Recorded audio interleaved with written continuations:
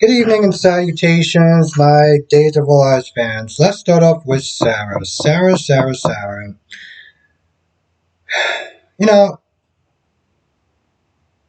I haven't really liked Sarah for a very long time. In the beginning, I did, because I'm not going to lie, I thought she was hot. But then, once I got to sit there and see her personality, I just really started to like her less and less and less. And now, I feel like in a lot of ways, she is acting like a POS, right? I don't like the fact that she's, um, keeping it a secret from Xander. That's also his child. Okay? This whole my child this, my child that, it just bothers me to my core, right? And then she wants to sit there and use Rex, right? Um, saying that Rex is gonna be the father, he loves me, and I'll learn to love him and everything like that. And I'm like, Rex deserves better, right? Rex deserves better than to be used by you. Now, I get it. Rex isn't perfect. He's not an angel. He's cheating on her and stuff. And Maggie just droned on and on and on and on and on about that, right? Can't bless this marriage because he's no good for you and yada, yada, yada, yada, yada. We all get about him. We do. That's, you know, that's not even the issue. It's the using him part. Instead of saying that she'll learn to love him. It's just like, wow, you're selfish on two fronts. That's amazing. That's pretty damn good. So you got that going on, right? You got that going on. You got Chloe that they're trying some disgusting ass food that she knows she doesn't like, and I'm like, you could just be honest and be like, you know what? Listen, this isn't for me. Now, first she flips out on Xander because she's like, how come you didn't tell me that Sarah was pregnant with your child? Because I was like, why is she flipping out for? And then she was there like, yo, there's a possibility that she could be lying to you. But Xander, because it's a storyline, is just like, nope, I believe her because this, that, and the third, it tracks and makes sense. Oh, okay, cool. I can totally see how that works. That's Chloe. So then she attempts to sit there and try to taste that gross ass food again, but it's saved by the bell. And when she answers the door, it's Philip. Now, not gonna lie, they kind of annoyed me because I was like, can we at least see the actor? We're gonna see the actor on Monday, so good job on the cliffhanger. I'll give him that much. Kate, I was going to sit there and say Katie. So you know what happens when you watch four soap operas? It's just the names start to blend together. It's like Brooke and Brooklyn. Um, but Kate was to tell Rome that she did talk to Philip and he wanted to come back, but she'll settle for. I mean, he'll settle for having some ashes. This way he can honor his father. Clearly that didn't work because the dude is still in town. Even though that he can want to go into jail, in reality be real when that winds up happening. Because that's what Roman was like. Roman, you gotta make sure you let him know. Like what I didn't understand was how is it possible for you to sit there? Rome wanted Kate to sit there and tell Philip that his dad was dead. But you don't think he's gonna want to come back to Salem? Like I get that he's all about true justice in the American way, but I'm like, Kate didn't want to tell him that for a reason. But now you're like, oh, you gotta make sure you keep him there and make sure he knows the consequences. Like, okay, bro. I feel like you just made more of a headache for her, but sure. You got that going on. Um, you got Melinda now that they're telling Sloan the best way to sit there and keep her relationship is sit there and lie. I'm like, so why are you sitting there listening to Melinda? And she literally just said that her whole life revolves around her job.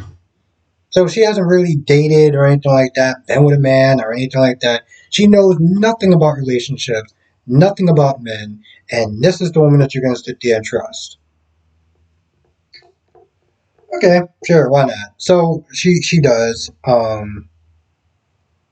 and Melinda helps her with a lie, which Sloan tells Eric. some lie, some convoluted lie. I think it was something like, oh, she had a gut feeling something was wrong with the baby, but she didn't say anything, and just to kind of make Eric feel some sort of sympathy, which it clearly worked because he wound up holding her, which I do feel bad for her that she lost a child. Fiction or no fiction, I feel bad for anyone that actually loses a child. I don't care how terrible that they are. It's unspeakable. I'll put it that way. Nicole, being the trash bag that she is, I, I don't get this woman. Eric is on the phone talking to his dad about how he lost a child, and Nicole was just standing in the background like a damn weirdo. I was like, Nicole, don't you have like anything else to do with your time other than just be standing behind Eric there listening in? And then when he gets up to like, I couldn't help but overhear. No, Nicole, you could have. You could have chose to, I don't know, do anything else. Um, of course, she gets over there, and I get that she wants to give him, condolences and stuff like that. But then she like throws her. This is the thing that really irritates me and irks me on Nicole with Eric is the way that she throws herself at him. Did you really need to sit there and put your hand on her on his chest like that to convey how bad you feel? No, you didn't need to do that. But you did that anyway because that's who you are. That's who you are. Talking about how you're having a, you're marrying EJ and you accepted his proposal, but yet you're all up in his face. You're touching him left and right. Mm. And the sad thing is that in her tiny mind, this makes sense. This actually makes sense to her. Not to mention that she did sit there and make out with Eric before, but whatever. Um, I mean, seriously, I'd rather those two idiots just sit there and just get together and put everyone else out their misery. I just wish those two dysfunctional adults will figure a way out to fix their ish and get the relationship back on track and keep moving. Because the only thing that they generally do wind up hurting is the other people around them. They should come with like cautionary warnings. You know, come with cautionary warnings. Don't don't don't come over here unless you're gonna want to sit there and deal with a headache, emotional and whatever. So at some point, Xander comes to meet Maggie just to express his condolences and stuff like that. And when Maggie was sitting there talking to Sarah towards the end, when she got the text, she was like, "All right, you might want to make yourself scarce, because Xander's going to come over, and you know, it'd just be better for you at this point." Then while they're talking, Sarah's like, "Hey, I need to sit there and talk to Xander when you're done." I'm like, "Well, what do you have to sit there and say? Because unless you're going to sit there and tell the truth, there's really nothing for you to sit there and say to this man. Let him move on with his life. You continue your life like the POS that you are, and life will just continue. What is it that you actually have to sit there and say to him?" I mean, don't get me wrong. I understand that Xander has done some really terrible things, right? He's done some really terrible things. He's done some really good stuff. He's a morally great character. But I feel like he does still deserve to sit there and know his child. I do. Um, I feel like that's about it. I can't really think of anything else.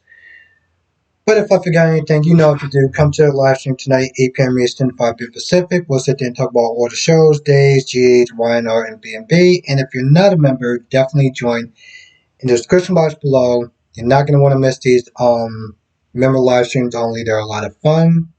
And we talk about certain things that we don't normally share in the everyday lives. Also do exclusive videos for members only, ranging from soap opera talks or just stuff that I'm going through, my thoughts, and just life stuff in general. So definitely don't want to miss out on that. With that being said, I'm going to go. Thank you for joining. Stay safe. I'll see you in the next video.